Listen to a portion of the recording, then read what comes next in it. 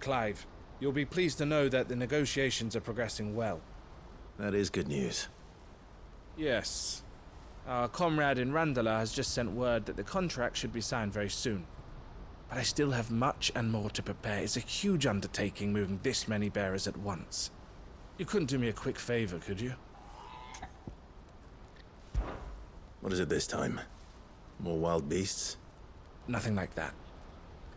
I just need you to go over to the caravans and ask El how long we have until the bearers arrive. Find out exactly how much faster I need to get all these supplies moved. All right. I'll go and ask. Thanks, Clive. I owe you one.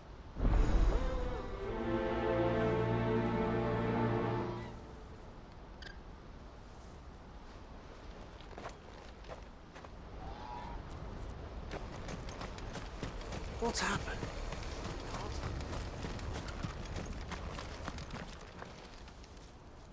Don't blame yourself, El.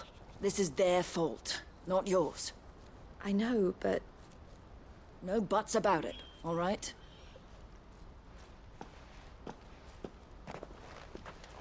Is something wrong? Vonnie came to give me a message from our intermediary. The talks with the Republican Army have fallen through. They've reached an agreement with the Silver Peak Consortium instead. Though prices have fallen of late, we deliberately offered above the going rate to try and deter other bidders. But the Consortium offered double what we did, and the Army jumped at the chance. And you had no opportunity to make a counteroffer? None at all. And we were so close. El? What's happened? I saw Vonnie leaving. She didn't look happy. And with good reason.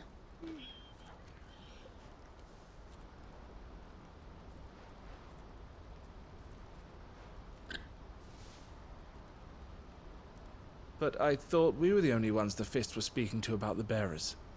How did the Consortium even find out about this? It's not so surprising. They have ears all over the Republic. This isn't over. The Consortium will have to sell these bearers eventually, and at the price they paid, buyers will be few and far between. I'm going to Randalar myself. Alone? You sure that's wise? Are you offering to be my bodyguard? How kind. Meet me at the checkpoint near the capital gates. I'll send an owl ahead and request a meeting. You go to Cashlock, Theo, and get everything ready. We've waited far too long as it is. Even if I fail to free these bearers, there will be others. Someone needs to prepare the place and keep any prowling beasts at bay. Oh, and that's me, is it? Well, it looks like I'm following orders till she gets back from meeting the Silver Peak Consortium, who've been doing their best to undermine our scheme. She'll never join them after this, surely. No, she said it herself. She still has plans for Cashlock, even if this one falls through. She means to stay with us, then. I can't say I'm not happy to hear it, but... is this what she really wants? You have to trust her. You're right. It's what she wants now. And if Elle's off fighting for the cause, I should do my part too. So I bid you farewell and safe travels, my friend. I'll gather my men and leave for Cashlock. We'll make sure the place is well stocked and defended. You go to Randalar and see if you can stop my sister biting the Consortium's heads off. If she won't consider her prospects, someone has to. I'll do my best.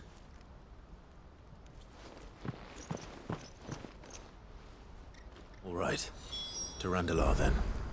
And better not keep Eloise waiting.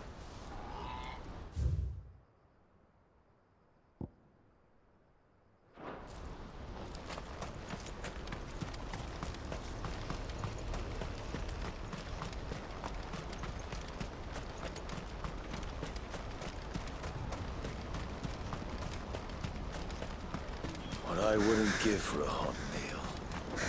Would that we had anything to give. When are they gonna let us through?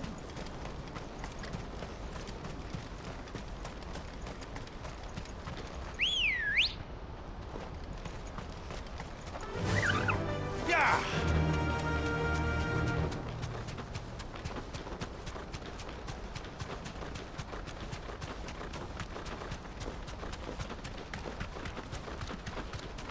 Time to fight.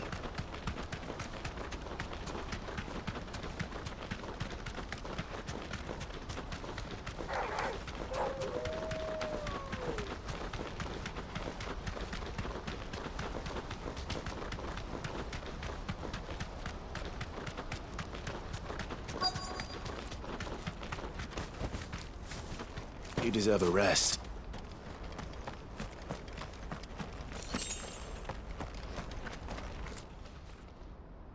I hope I didn't keep you waiting. Did you arrange to speak with the consortium? Here they are now. You wish to consult with me? I did. It's about the bearers you recently purchased from the Fist. We had all but finished making arrangements to buy them ourselves, and then you stepped into the fray. You misunderstand. The consortium had an interest in purchasing them from the very first. It was only our regard for you that kept us from bidding. But your hesitancy in accepting our offer to you suggested that the regard was not mutual. And so we resumed our business. I did not hesitate. I am simply not inclined to make such decisions without first giving them due consideration. But what is done is done. Come then. How much do you want for them? Alas, you are too late yet again. We rarely take on such unconventional merchandise without a purchaser in mind. The bearers belong to him now. Who is your buyer? A trader from across the water. A most demanding fellow, if it's any consolation. He insisted the bearers be fed, dressed, even given their own bunks for the voyage over. That's what you get when you deal with continental types. I wouldn't know. Oh yes, the culture on the continent is quite different to ours. They pay good money for bearers not fit for the knacker's yard, and treat them like kings. But as long as they pay... That does sound unusual. No matter then. If they've already left our shores, there's little that can be done. Allow me to withdraw my interest. And with it, my interest in joining your organization. My associates will be sorry to hear that.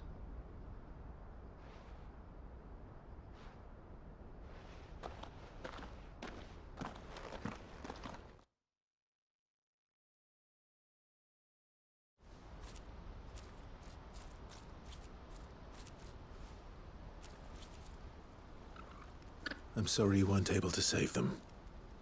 As am I. But I only have myself to blame. He was right, you see. The Silver Peak Consortium did intend to buy those bearers before I did. Their representative hinted at a possible purchase when he came to recruit me. I feigned interest in joining them in the hope he might be encouraged to tell me more. And he did just that. As soon as he left, I sent my own offer to Randalar. So you never... No. I entertained the Consortium's proposal solely so I could learn more about those bearers. But I was a fool to think they wouldn't find out. I knew exactly who I was dealing with. You tried. I did. And if what he said was true, the bearers are to be well treated. Which is something, at least. But they deserved more. I wanted so badly to see them freed. Eloise! Eloise! Word from Cashlock. The village is under attack. A pack of beasts have come down from the mountains, and there's a dragon at its head. Theo and the others are trying to hold them off as best they can, but the odds are against them. They need help, and fast. Theo! I'll go on ahead. Thank you, Clive. I'll gather some men and join you there. Just... make sure he's safe.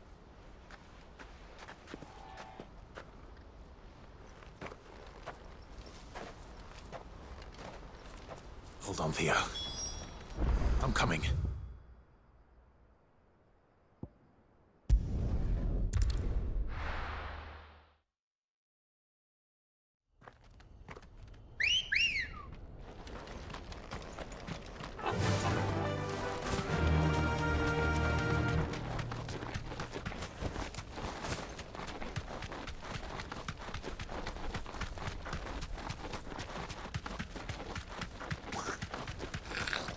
All right.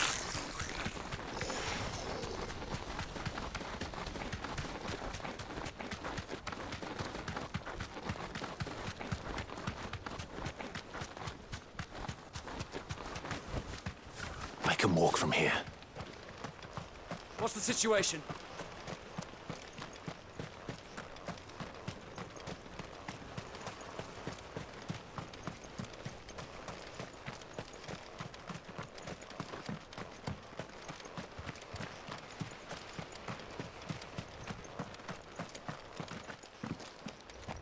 Where's Theodore? Upriver! He led the dragon that way to keep it from the village, but the whole area's flooded with ether. We just have to pray he makes it out in one piece. I can do better than that. Torgal, with me.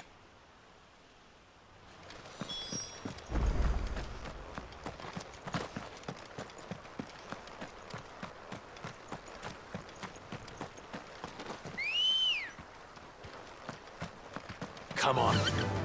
Faster!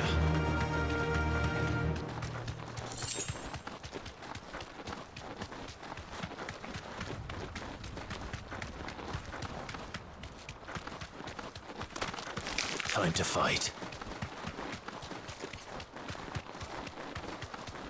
Where are you, Theo?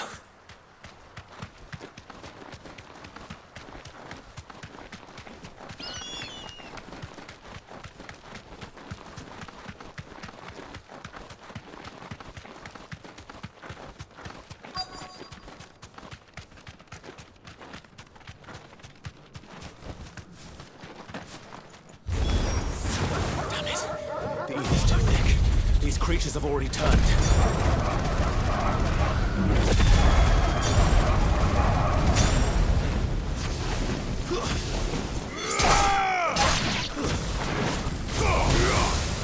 Over here! Sickle!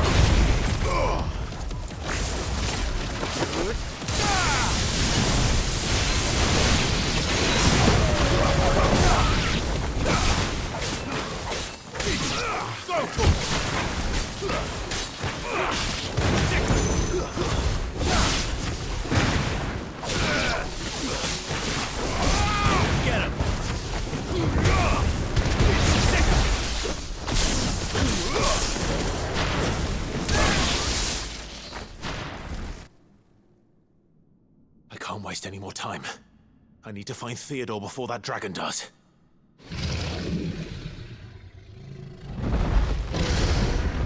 Looks like it's found me. This thing's turned as well. This isn't going to be easy.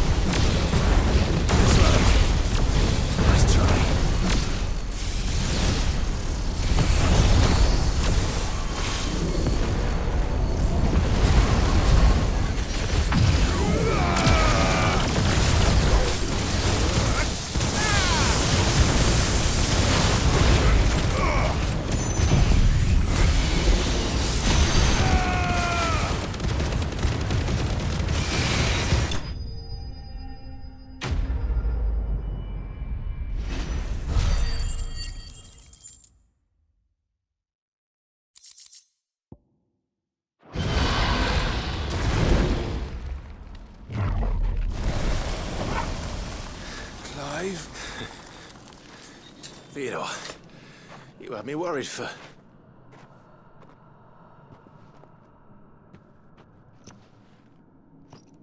We have to get you out of here.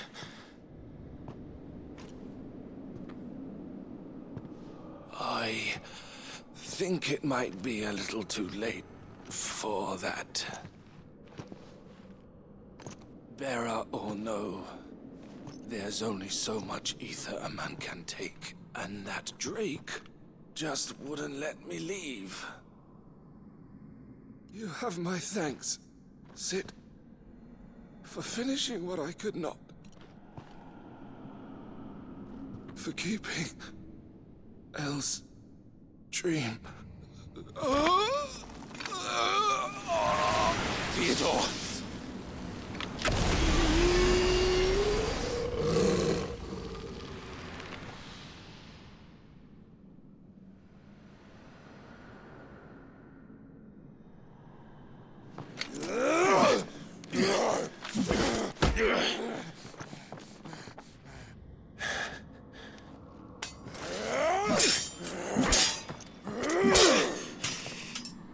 Don't make me do this. Stop it, Theo! Stop! Stay back, Eloise! He's turned. And so will you!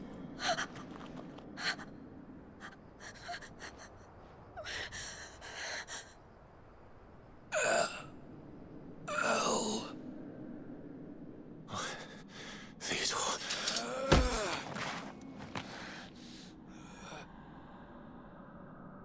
Take care of my sister. Theodore.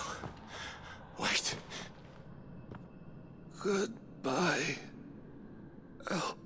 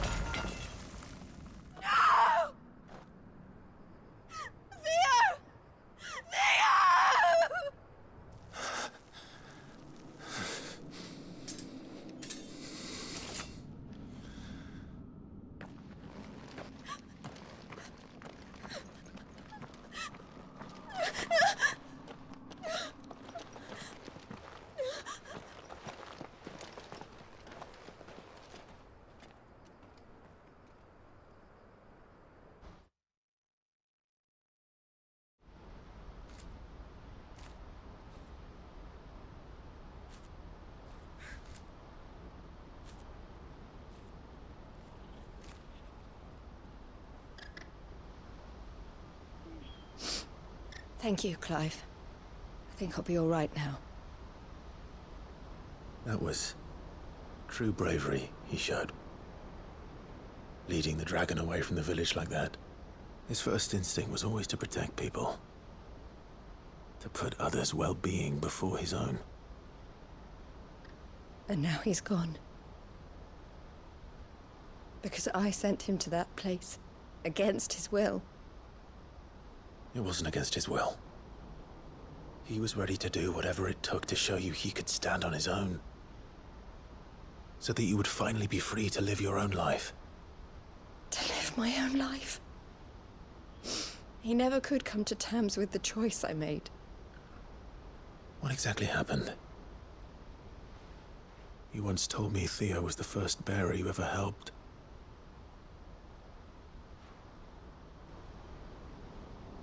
We grew up in Canva. We were born to one of the great trading houses. And I was chosen to inherit the family business. I had my father's head for figures, you see. Theo did not.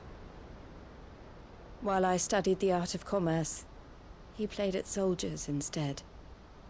A late bloomer. In more ways than one. For unlike most bearers, it wasn't until his 15th summer that his powers awakened. My parents tried to drive him out of the house and into the care of the constables. But before they could, I took him into mine. Theo told me something else. He clearly admired your devotion to the cause of freeing others like him from slavery. But he said you deserved a better life than this. He wanted to free you from what he called your bonds, just as you freed him from his. I would be lying if I said I had not wondered from time to time how much easier my life might have been if I had allowed Theo to be taken and devoted myself to the family business instead.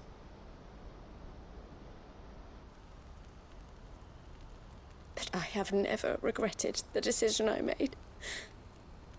Being with my brother meant more to me than tradition or reputation. I only had to look at him to remind myself of that night and the choice I made and the fact that I would make the same choice again in a heartbeat.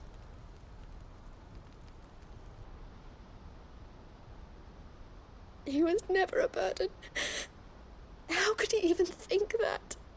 If anything, I was the one who weighed him down. You weren't, Eloise.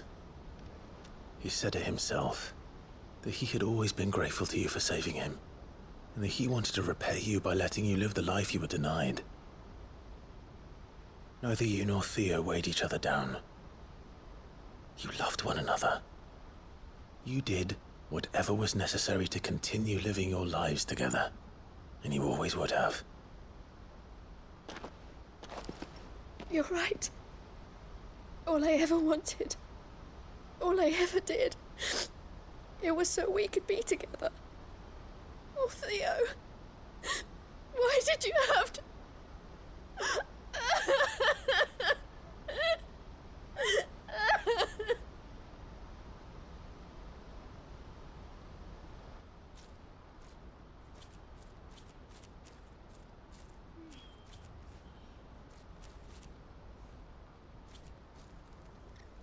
I know Theo wanted me to move on, but I'm staying here at the Crimson Caravans to continue our work. We can make a difference here. We can help people, save them. I need nothing more from life than that. So I'll carry on doing what we do, ensuring that goods, people, bearers get where they need to be, bringing smiles to people's faces just like we always have, and to Theo's. Wherever he is. This is the life I have chosen. The life I will always choose. I've made a choice of my own, to continue helping you however I can. Whenever you need it. Thank you, Clive. Let's go on together then. For Theodore.